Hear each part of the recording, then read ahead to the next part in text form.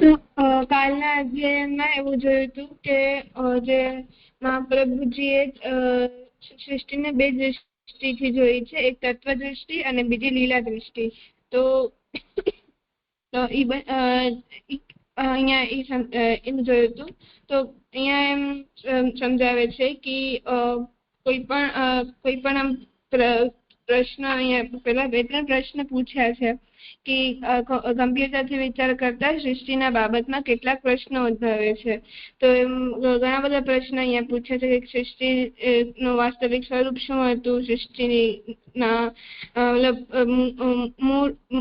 મૂળભૂત તત્વો કયા કયા છે, એનું સંચાલન કોણે કર્યું, પછી એનો બ્રહ્મ સાથે સંબંધ શું છે. તો આવા બધા જે પ્રશ્નો હતા એનો ઉત્તર તો તત્વ દ્રષ્ટિથી આપી શકાય એમ હતું. તો તત્વ દ્રષ્ટિથી એનો ઉત્તર આપ્યું. પણ અમુક બીજા એવા પ્રશ્નો પણ પૂછાય છે આના અલાવા કે જેનો ઉત્તર તત્વ દ્રષ્ટિથી આપી શકાય એમ નથી.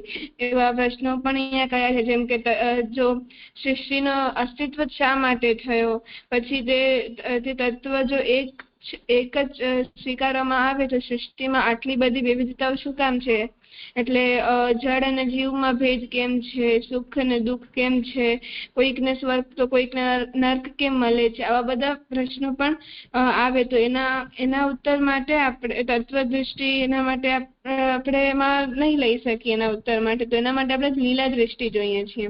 તો અહીંયા એમ સમજાવે છે કે તત્વ દૃષ્ટિ અને લીલા દ્રષ્ટિ આ બંને મહાપ્રભુજીએ એક સમાન જોઈ છે, બંને દ્રષ્ટિકોણ જોયા છે.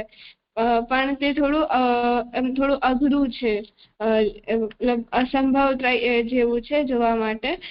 તો મહાપ્રભુજી વલ્લભાચાર્યએ આ અસાધારણ વિશેષતા છે કે એમણે તત્વ અને લીલા આ બંને દ્રષ્ટિઓને સપ્રમાણ સમન્વય સાધીને શુદ્ધાદ્વૈત પુષ્ટિ ભક્તિ માર્ગનું પ્રવર્તન કર્યું છે. તો એ કેવી રીતે કર્યું છે અહીંયા સમજાવ્યું છે કે લીલા દ્રષ્ટિ છે એટલે તત્વ દ્રષ્ટિ જોવા જાય તો બ્રહ્મ જ એકમાત્ર તત્વ છે, અને લીલા દ્રષ્ટિ જોવામાં આવે તો એકમેવ તત્વ બ્રહ્મે લીલાર્થ ધારણ કરેલા અનેક નામ રૂપ કર્મ જ આ સૃષ્ટિ છે. એમાં આપે આ જે લીલા દ્રષ્ટિ અને તત્વ દ્રષ્ટિ જે આ બંને સમાન છે એ મહાપ્રભુજીએ કહ્યું પર થોડું અઘરું છે બિલીવ કરવામાં. તો એના માટે આપણે ઘણા બધા ઉદાહરણો આપ્યા હતા. કે સૌથી પહેલા આપ્યું હતું કે શરીરમાં જે એક સ્વાભાવિક વ્યવહાર આપણે કરતો હોય ફિઝિકલ નેચર અને એક સાયકોલોજીકલ બિહેવિયર નેચર જે હોય, તો એનામાં આપણે સમજાયું હતું કે ક્યારે આપણી તબિયત ખરાબ હોય કે કોઈ બીજું આપણો મૂડ ના હોય તો એ આપણને ખબર કેવી રીતે પડે, તો આપણે જે આપણો જે સ્વભાવ બિહેવિયર આપણે જે કરીએ તેનાથી આપણને ખબર પડે છે. એનો એક્ઝામ્પલ આપ્યું હતું કે બીપી લો કે હાઈ થઈ જાય. અગર બીપી લો કે હાઈ થઈ જાય એટલે હોર્મોનલ ચેન્જીસ આવે તો એમાં બિહેવિયર આપણા થોડો બદલી જાય ને એવી એટલે કોઈ પરિસ્થિતિમાં કંઈ એવું થઈ ગયું તો. અને અગર તે બીપી નોર્મલ થઈ જાય ને એવી ને એવી બીજી પરિસ્થિતિ આવે ને અગર બીપી નોર્મલ હોય તો આપણો કંઈક અલગ ત્યારે ઈચ સિચ્યુએશનમાં કંઈ અલગ આપણો બિહેવિયર હશે એમ. તો મતલબ પરિસ્થિતિ બંને એક જ છે, પણ આપણા અંદર જે ચેન્જીસ થતા હોય છે એના કારણે બંને અલગ અલગ રીતે અહીંયા સમજાવી છે કે એક જ પરિસ્થિતિ છે પણ એકમાં આપણા હોર્મોનલ ચેન્જ ના કારણે બીપી લો કે બીપી હાઈ થઈ ગયું છે અને એકમાં તો નોર્મલ છે તો એ પરિસ્થિતિ પણ નોર્મલી નીકળી ગઈ છે. તો જે કંઈ પણ છે જે તત્વ છે તત્વને કંટ્રોલ કરવાથી વ્યવહારમાં પણ કંટ્રોલ આવે છે. તો એના માટે આપણે એક્ઝામ્પલ આ વાતને સમજાવવા માટે આપણે એક્ઝામ્પલ આપ્યું હતું કે ભૂખનો કે કોઈ પણ નાનું બાળક હોય તેને ભૂખ લાગી હોય તો એના કારણે ઘણા બધા એમ તોફાન એને ધમપછાડા ને વગેરે કરતો હોય છે. તો એને આપણે જમવાનું આપી દઈએ પણ કોઈ તો એની ભૂખ શાંત થઈ જાય ને નોર્મલ થઈ જાય છે. પણ ક્યારેક એવી પરિસ્થિતિ આવે છે કે આપણે કોઈ એવી જગ્યાએ હોઈએ કોઈ એમ સમુદ્રના વચમાં તો પછી અને એ જ એ સમયે તેને એવી જ ભૂખ લાગે અને ધમપછાડા કરે અને ભોજન જોઈએ, પણ આપણી એવી પરિસ્થિતિ નથી કે આપણે તેને હમણાં ભોજન દઈ શકીએ. તો એ ત્યારે આપણે એને પરિસ્થિતિનો સ્વીકાર કરાવીએ, એટલે કે ભોજનની જગ્યાએ એને આપણે એમ સમજાવીએ કે અહીંયા આવી પરિસ્થિતિ છે, અહીંયા ભોજન હમણાં તને મળી નથી શકતું. તો એ માણસ પરિસ્થિતિને સ્વીકાર કરે. તો અહીંયા જે પહેલી ઈ જ સિચ્યુએશન જે ભૂખ માટે હતી, તો એનામાં જે ભોજન જે કામ કરતું હતું એ જ બીજી પરિસ્થિતિ અહીંયા જે આપણે નથી આપી શકતા એનામાં ભોજનનું કામ પરિસ્થિતિને સ્વીકારવાથી થઈ ગયું. એટલે એની એક નાનકડી સમજણથી થઈ ગયું. તો અહીંયા જે કહ્યું છે કે જે કંઈ પણ છે તે તત્વ છે, તત્વને કંટ્રોલ કરવાથી વ્યવહારમાં પણ કંટ્રોલ આવે છે.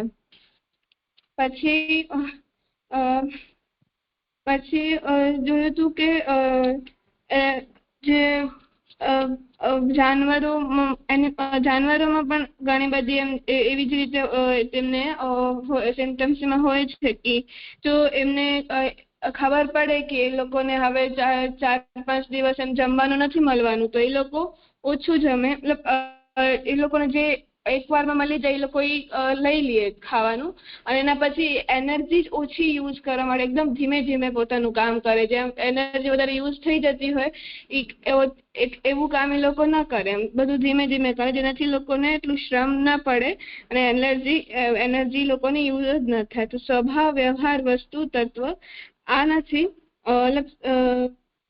આ જે સ્વભાવ, વ્યવહાર, વસ્તુ, તત્વ આનાથી ઉપર બતાવી જે સમસ્યાઓ જે ઉપર બતાવી છે એનો હલ આપણે કાઢી શકીએ છીએ. તત્વ અને લીલા. લીલા એટલે અહીંયા સ્વભાવ પણ લીધું છે. તો જે તત્વ છે તે છે કે જે તત્વાદી થાય તો તે લીલાને ન્યાય નથી આપી શકતો, અને જે લીલાનું સ્વભાવાદી થાય તો તે તત્વને ન્યાય નથી આપી શકતા. તો અહીંયા આપેલો ચીનના તીર્થયાત્રીઓની એમ આપ્યું હતું કે ચીનમાં જે તીર્થયાત્રીઓ ગયા હતા તો પહેલા એ લોકોમાં એવો રૂલ હતો કે રસોઈ માટે જે લોકો તીર્થયાત્રીઓ માટે અલગ રસોઈ મળી છે, પણ હવે એવું નથી. હવે એ લોકોને જે ચીનની લોકો જે રસોઈ બનાવે છે પોતાનું કોકરોચ વાળું ને એનામાં જ તીર્થયાત્રીઓને બી કરવાનું છે. તો તત્વ દ્રષ્ટિએ એમ તો બધું એક જ છે, માણસ છે બધા એવી રીતે, પણ એમ ધર્મ દ્રષ્ટિએ જોઈએ તો એ તો ખોટું છે. એ લોકો આવી રીતે માંસાહારી ને બધું ખાતા હોય, તીર્થયાત્રીઓ વાળા એવું ન કરતા હોય, તો અલગ અલગ થઈ ગયું. તો દરેક વસ્તુમાં તત્વ તો છે, પરંતુ તત્વ જે રીતે પ્રકટ થયું છે તે વ્યવહાર જેને આપણે લીલા કહીએ છીએ તેના સાથે આનો સમાનતા બેસાડવી પડે છે આપણે એની. તો જ તે આપણે એને નિભાવી શકીએ છીએ. તો તે ઉત્તમ પક્ષ છે, એટલે સંતોષજનક પણ છે. તો લીલા દૃષ્ટિ અને તત્વ દૃષ્ટિ આ બંનેમાં સામંજસ્ય ન કરવામાં આવે તો લીલા અને યા તો લીલા સાથે અન્યાય થાય, લીલાનો અન્યાય થાય, યા તો તત્વનો અન્યાય થાય છે. મને એવું સમજાયું હતું.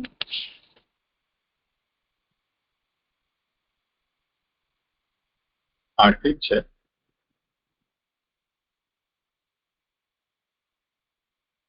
આ વિષયને થોડું વારંવાર આપણને અલગ અલગ દૃષ્ટિથી વિચારતા રહેવું જોઈએ, જેથી મહાપ્રભુજી આપણને જે વાત સમજાવવા માંગે છે એ આપણા મગજમાં ઉતરે. કેમ કે આપણા બધાને એક ટેકનિક તરીકે પણ આપણે લીલા અને તત્વને વાપરતા હોઈએ છીએ. એટલે ક્યારેક આપણે તત્વવાદી થઈ અને વિચારીએ કે વ્યવહાર કરીએ, અને જે લીલા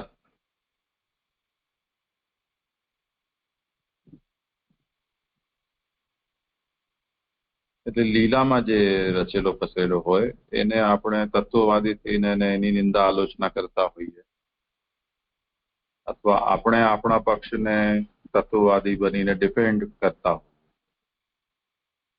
ને કોઈ વખતે જે તત્વના લેવલ પર જે વ્યક્તિ વાત કરતો હોય તો એને લીલાના બહાને કે લીલાના લેવલ ઉપર આપણે ચડી જઈને અને પછી આપણે એની આલોચના કરતા હોઈએ.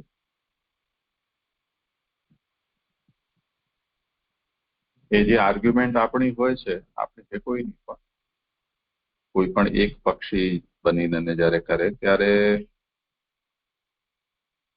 આખરે તો આવું જ ને. તત્વવાદ જે છે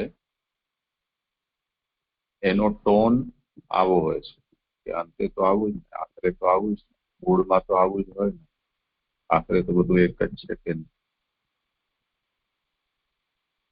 તો જયારે આપણે આવો ટોનમાં કોઈ વાત બોલી રહ્યા છીએ એનો મતલબ જે વ્યવહાર કે લીલા કે પ્રકટ ભેદ છે એની આપણે ઉપેક્ષા કરવા માંગીએ છીએ અથવા નિંદા કરવા માંગીએ છીએ. અને જો તેના સામે જો આપણો સ્ટેન્ડ લીલાવાદનો હોય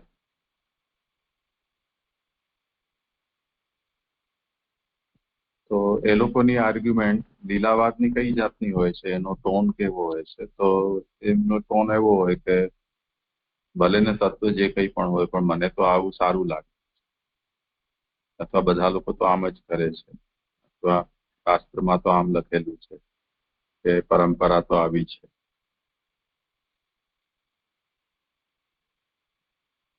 એમનો ટોન આ જાતનો હોય છે.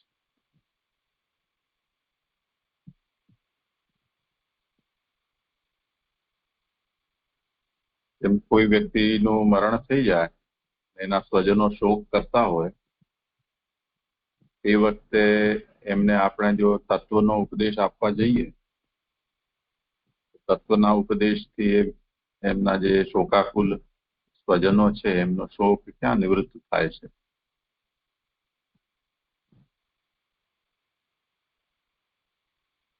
એટલે જે લોકો દુઃખી થઈ રહ્યા હોય એને આપણે એમ કહીએ કે જે જ પેદા થાય એને એક ને એક દિવસે મરવું જ પડે છે. મૃત્યુ ઉપર કોઈનો કંટ્રોલ નથી. આપણાથી બન્યું એટલું આપણે કર્યું, પણ આપણા હાથમાં જે નથી એનું આપણે શું કરી શકીએ. કે એવું કોઈ છે વ્યક્તિ કે જેને ઉપર દુઃખ આવ્યું ન હોય કે આટલું બધું રડવાનું. આ બધા તત્વના ઉપદેશો છે. તત્વના ઉપદેશથી શોક મોહની નિવૃત્તિ થતી નથી. ને તત્વના ઉપદેશ થોડા મિનિટો સુધી ચાલતા હોય પછી જે માણસ આવી દુઃખની અવસ્થામાં આવી ગયો છે એ વગર કોઈ તત્વના ઉપદેશે સમય જાય એમ પોતે સ્વસ્થ થઈ જતો હોય છે. એ સ્વસ્થ થવામાં તત્વના ઉપદેશ પાછા કોઈ કામે નથી આવતા.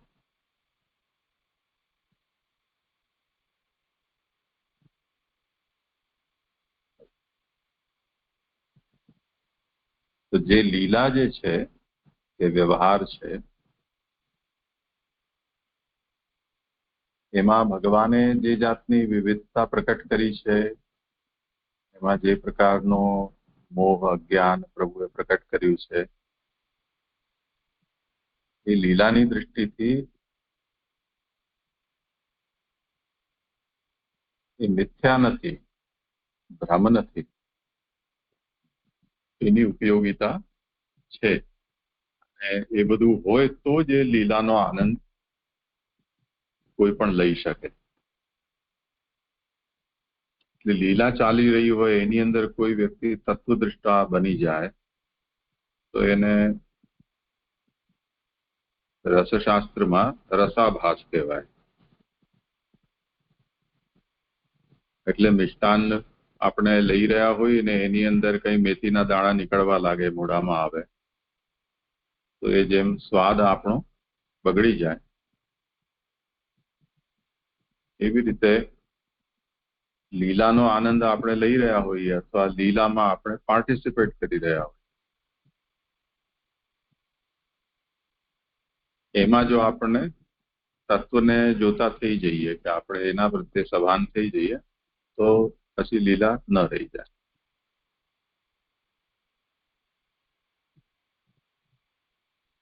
એવું એક હાસ્યાસ્પદ પ્રસંગ કોઈ નાટક ભજવાઈ રહ્યું હતું એમાં બન્યો.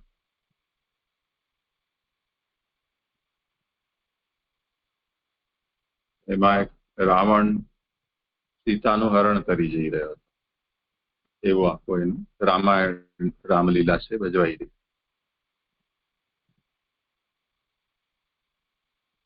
તો રામાયણની અંદર જે પ્રસંગ આવે છે તે પ્રમાણે સ્વર્ણમૃગને જોઈને અને સીતાજીને ઈચ્છા થઈ એની, અને શ્રી રામચંદ્રજી એને શિકાર કરવા માટે પાછળ પધાર્યા.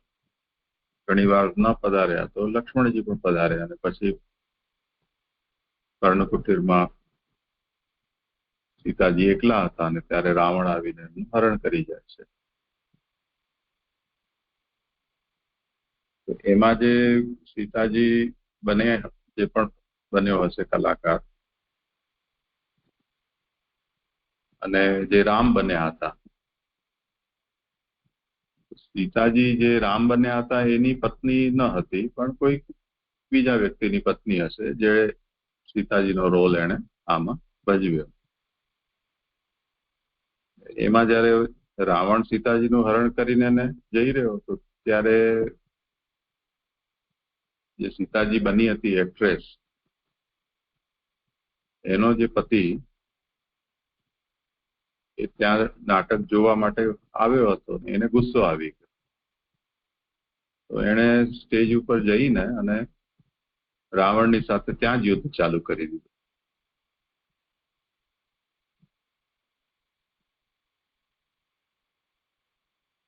રામચંદ્રજી તો જયારે લંકા વિજય કરીને ને રાવણનો સાથે યુદ્ધ કરે ત્યારની વાત ત્યારે, પણ આ એના પહેલા જ યુદ્ધ થઈ ગયું. તો લીલા દૃષ્ટિ જે વખતે એમાંથી હટી અને તત્વ દૃષ્ટિ કે વસ્તુ દૃષ્ટિ થઈ તો આ રસાભાસ થઈ ગયો.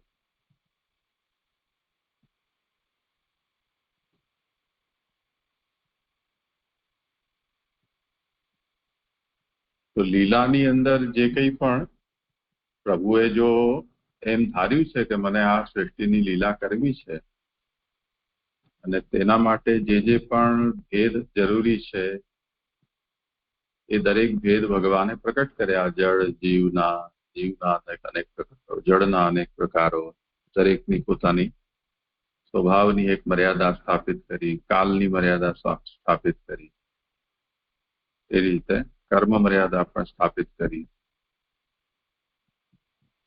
એ બધાથી આ એક લીલા છે તે ચાલી રહી છે. એમાં પ્રભુ પણ ક્યારેક પધારે તો પ્રભુ પણ એ મર્યાદાને સ્વીકારીને એને પધારે છે.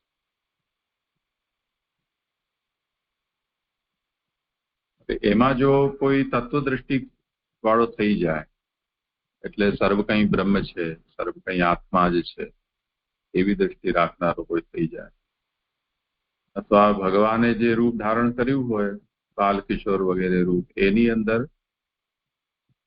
આ તો પરબ્રહ્મ, સર્વકર્તા, સર્વજ્ઞ, સર્વસમર્થ, સર્વફલદાતા, એવું એમના વિષયમાં વિચારવા લાગે. ધારો કે કંસ, શિશુપાલ કે રાવણ જ રામચંદ્રજી કે શ્રી કૃષ્ણના સામે આવે અને એમની સ્તુતિ કરવા બેસી જાય એમના તત્વ સ્વરૂપના જ્ઞાનથી, તો જે અવતાર પ્રભુએ ધારણ કર્યો છે એમાં પ્રભુને પણ એમ થાય કે તો આ બધું ગડબડ થઈ ગઈ, રસાભાસ થઈ ગયું.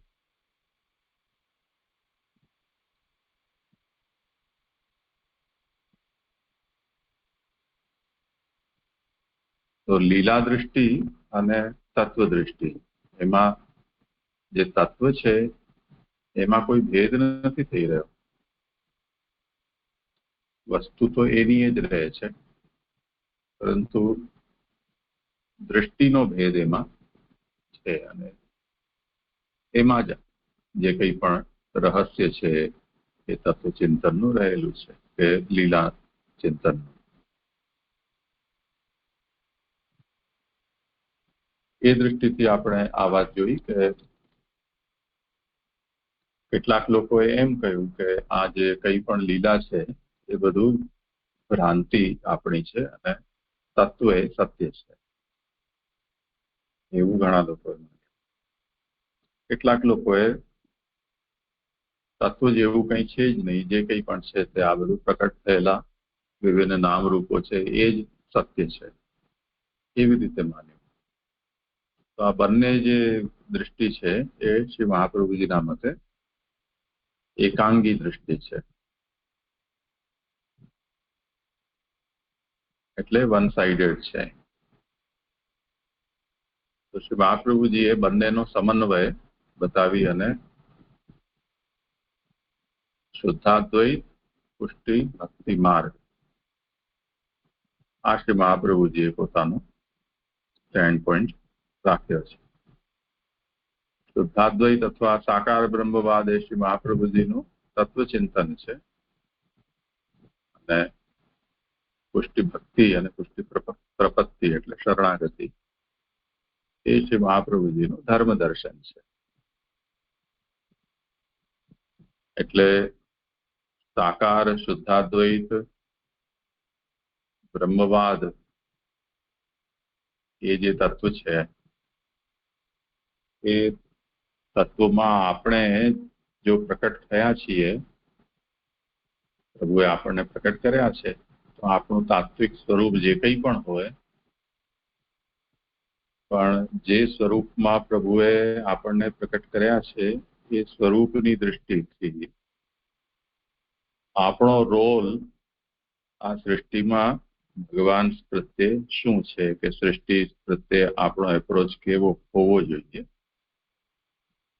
એના માટે આપણને શ્રી મહાપ્રભુજી કહે છે કે પુષ્ટિ ભક્તિ એ આપણો આમાં રોલ હોવો જોઈએ. એટલે પ્રભુએ આ જે જગત સૃષ્ટિ પ્રકટ કરી છે એ મિથ્યા નથી, અસત્ય નથી, તુચ્છ નથી, પરંતુ પ્રભુની લીલા છે. એમાં આપણને પણ પ્રભુ એટલા માટે જ પ્રકટ કર્યા છે. આપણું પણ તાત્વિક સ્વરૂપ એ જ છે, પરબ્રહ્મ જે આપણું તાત્વિક સ્વરૂપ છે, પણ લીલા માટે પ્રભુએ ભેદ પ્રકટ કર્યો છે. એ ભેદનો પણ આપણે આદર કરવો જોઈએ.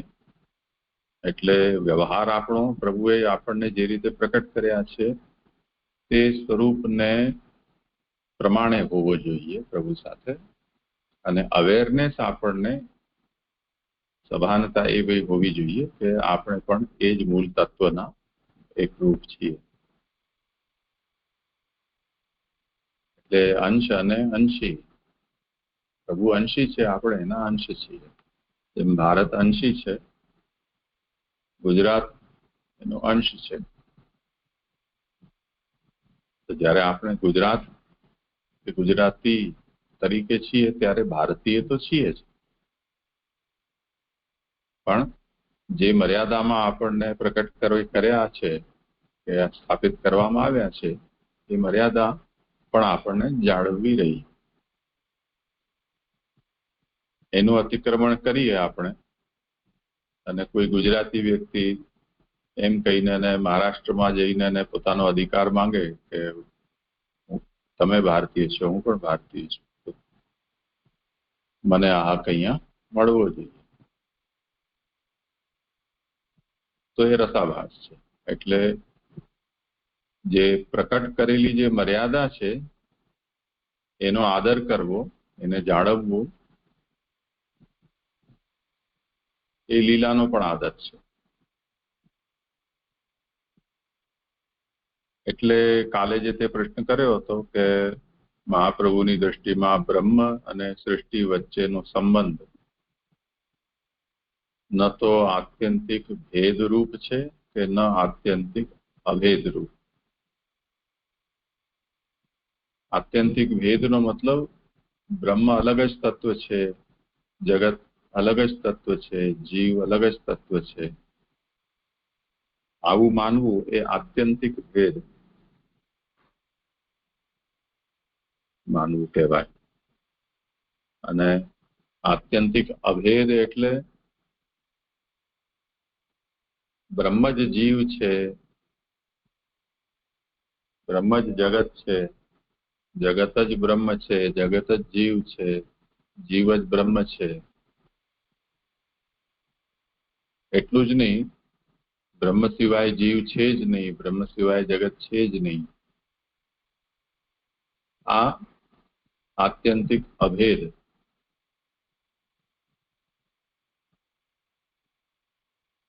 એટલે અરીસા સામે આપણે ઊભા રહીએ અને જે પ્રતિબિંબ દેખાય એને આપણે એમ કહીએ કે નહીં, પ્રતિબિંબ આપણે જ છીએ, આપણા સિવાય બીજું કંઈ છે જ નહીં.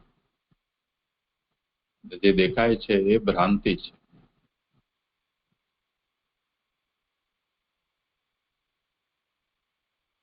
તો એ જાતનો અભેદ માનવો એ પણ એક વધુ પડતું છે.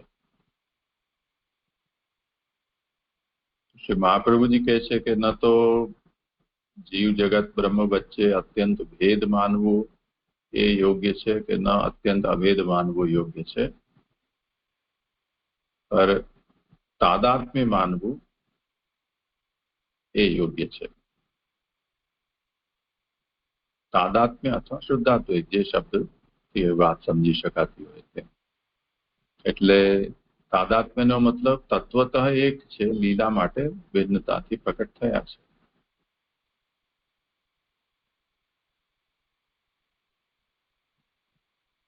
એટલે અંતે જે કહ્યું ને કે લીલા દ્રષ્ટિથી જોવામાં આવે તો એકમેવ તત્વ બ્રહ્મે લીલાર્થે ધારણ કરેલા અનેક નામરૂપ કર્મો જ આ સૃષ્ટિ છે. તો બ્રહ્મથી જુઓ તો આ સૃષ્ટિ પ્રભુએ લીલા માટે ધારણ કરેલી નામરૂપ કર્મો છે. અને જો સૃષ્ટિ તરફથી જુઓ તો જે વિવિધ નામરૂપ કર્મો જે દેખાય છે તે બધા તત્વતઃ બ્રહ્મ જ છે. એમનું તાત્વિક સ્વરૂપ બ્રહ્મ જ છે. આ તાદાત્મ્ય છે. એટલે એકતામાં અનેકતા, અનેકતામાં એકતા. તમને સ્કૂલમાં આ નિબંધ પણ લખવામાં આવતો હશે. આ મુખ્ય વાત આમાં સમજવાની હતી. થયું સ્પષ્ટ?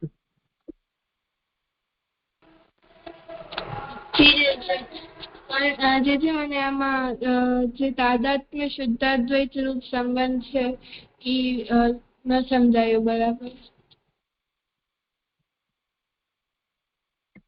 એટલે અભેદ અને ભેદ એ બેના વચલો જે છે એ તાદાત્મ્ય સંબંધ કહેવાય છે.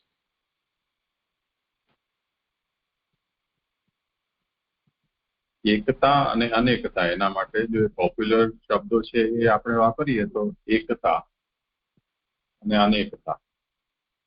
એટલે એકતાનો મતલબ એમ કે કોઈ એમ કે નહીં રાજ્યો હોવા જ ન જોઈએ, રાજ્યો બધા ખોટા છે, ભારત જ રાખો, રાષ્ટ્રવાદ. બીજી તરફ એમ કે નહીં ગુજરાત, મહારાષ્ટ્ર, રાજસ્થાન, મધ્યપ્રદેશ આ બધા જે પ્રદેશો છે એ જ બરોબર છે, ભારત બધું ખોટું છે. તો જે એમ કહે છે કે નહીં ભારત જ યોગ્ય છે, ભારત જ હોવું જોઈએ, બધા રાજ્યો ન હોવા જોઈએ,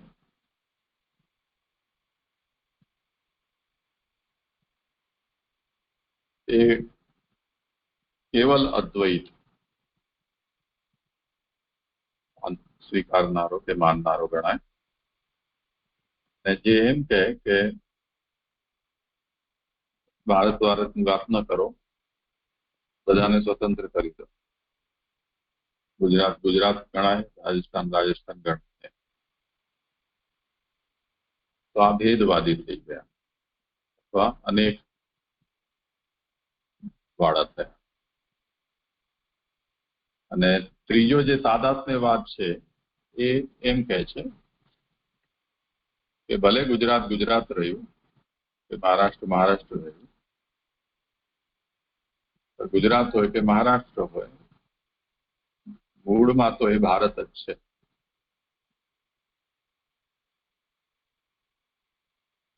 એટલે આજકાલ જેમ આપણો મોબાઈલ નંબર હોય, મોબાઈલ નંબર એ ગણતરીથી જ બને છે. એના જે ડિજિટ હોય છે એમાં આગળ સૌથી પહેલા એક કન્ટ્રી કોડ આવે, 91 આવતું હોય. 91 છે એ કન્ટ્રી કોડ છે.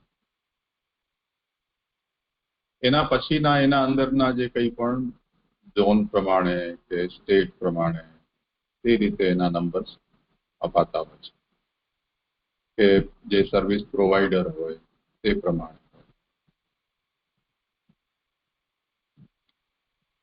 તો 91 ની અંદર આખા હિન્દુસ્તાનના જેટલા પણ ફોન નંબર છે એ બધા 91 પછી જ શરૂ થાય.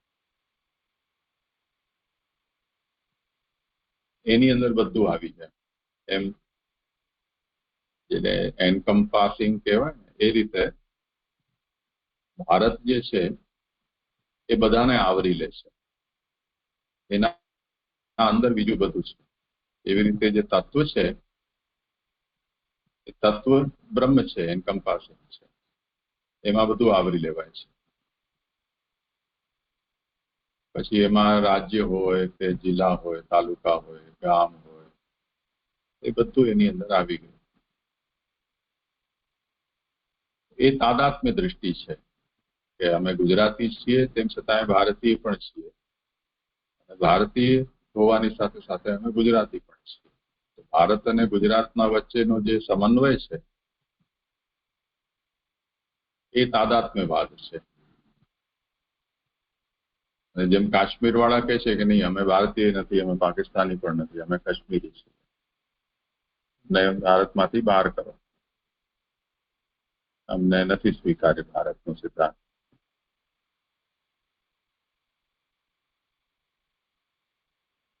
આ પ્રાદેશિકતાવાદ થઈ ગયો. જ્યારે ભારત આઝાદ થયું ને તે વખતે નક્કી જ નહોતું થતું કે આપણે ભારતનું સંચાલન કેવી રીતે કરવું, કેમ કે આટલો મોટો દેશ હોય તો એટલા મોટા દેશમાં એક દેશ રાખો તો પછી એને કેવી રીતે સંચાલિત કરવું. તો પહેલા એક એવી થિયરી આવી કે આપણે એને 4 પાર્ટમાં ડિવાઈડ કરી દઈએ. ડિવાઈડ કરવા જતા ક્યાંક પહાડ વચ્ચે આડો આવી જાય, ક્યાંક નદી આવી જાય, ક્યાંક ગામ વચ્ચે આવી જાય. એક ગામના 2 ટુકડા કેમ થાય? તો ઘણી બધી સમસ્યા આવી. જૂના જે રાજા રજવાડાઓ હતા એના હિસાબે જે વિભાજન થયેલું હતું, જેમ આપણે પેલા કચ્છ હતું, અલગ હતું. સૌરાષ્ટ્રના અંદર ઘણા બધા નાના નાના રજવાડાઓ હતા. ભાવનગર સ્ટેટ અલગ હતું, થાનગઢ રાજકોટનું અલગ હતું, જામનગર જુનાગઢ અલગ હતું. એટલે પછી એ બધાના અમુક થઈને કાઠિયાવાડ કહેવાતું, કોઈ હાલાર કહેવાતું, પછી હળવદ ને એ બાજુનું છે તે ઝાલાવાડ કહેવાતું. એવી રીતે એ જૂની ઓળખ એક અલગ જાતની હતી. એટલે પછી મેનેજમેન્ટ કરવું હોય તો પાછું સમસ્યા એ આવે કે એક ગુજરાતી બોલતો હોય, કચ્છી બોલતો હોય, મરાઠી બોલતો હોય, પંજાબી રાજસ્થાની બોલતો હોય, તો એનો મેળ કેમ થાય? તો પછી છેલ્લે બાકી બધા એમ વિચાર્યું કે ભાષાના પ્રમાણે બધું ડિવિઝન કરી દો એટલે મેનેજમેન્ટમાં સરળતા રહે. કેમ કે મરાઠીઓ હોય અને ગુજરાતી ના આવડે એટલે પેલા ગુજરાત હતું તે મુંબઈના ભેગું હતું. પછી બધાને લાગ્યું કે આ તો નહીં સચવાઈ શકે એટલે પછી એને અલગ કર્યું. એવી રીતે ભાષાના હિસાબે બધું વિભાજન થયું. હવે એ વિભાજન પણ એટલું બધું ઇફેક્ટિવ નહીં હતું, કેમ કે કહેવા માટે ગુજરાતી, પરંતુ જે ગુજરાતી સ્કૂલમાં ભણાવવામાં આવે છે ચોપડીઓમાં, એવી ગુજરાતી કોઈ બોલતું નથી. અમારા જેવા કોઈ બોલતા હોય તો ભલું પૂછવું, પણ બાકી એ ગુજરાતી તો દરેકની પોતપોતાની પ્રદેશની અલગ જ છે.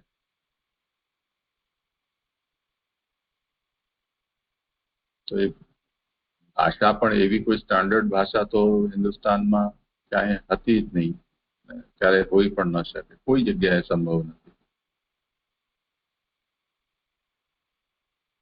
પણ તેમ છતાં પણ હવે અત્યારે જે રીતે આપણે છીએ એ તાદાત્મ્યના સિદ્ધાંતના આધારે જ આપણે જીવી રહ્યા છીએ કે ભલે ગુજરાતી છીએ પણ ભારતીય મટી જઈને આપણે ગુજરાતી નથી, ભારતીય ગુજરાતી છીએ અથવા ગુજરાતી ભારતીય છીએ.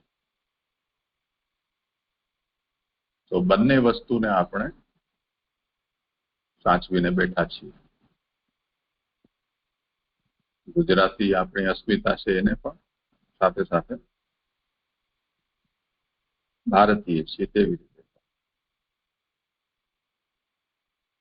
આ તો આપણા મોટી આપણે આ ઓળખ છે. બાકી જો થોડી ઓર સૂક્ષ્મતાથી વિચાર કરો તો અમે આંધ્રપ્રદેશના તૈલંગ બ્રાહ્મણ, ત્યાંથી સ્થળાંતર કરીને કાશી સેટલ થયા. કાશીથી અડેલથી બ્રજ પ્રદેશમાં ગોકુલ મથુરામાં, ત્યાંથી રાજસ્થાન જોધપુર રાજસ્થાનથી માંડવીથી હાલોર. આમાં તો કઈ નક્કી જ થાય એવું નથી. એમ તમારું પણ એવું જ છે, તમે લોકો પણ પુષ્કરનાથ કહેવાઓ, પણ વિભાજન વખતે તમારા પૂર્વજો કદાચ સિંધ પાકિસ્તાનમાં ચાલ્યા ગયા, પછી ફરી પાછા તમે લોકો અહીંયા માઇગ્રેટ થયા.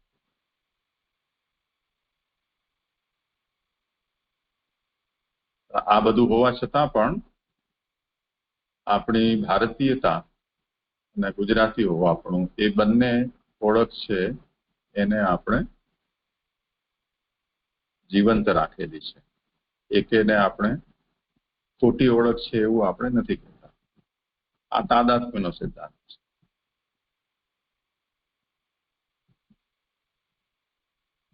સમજાયું? જી જી જી.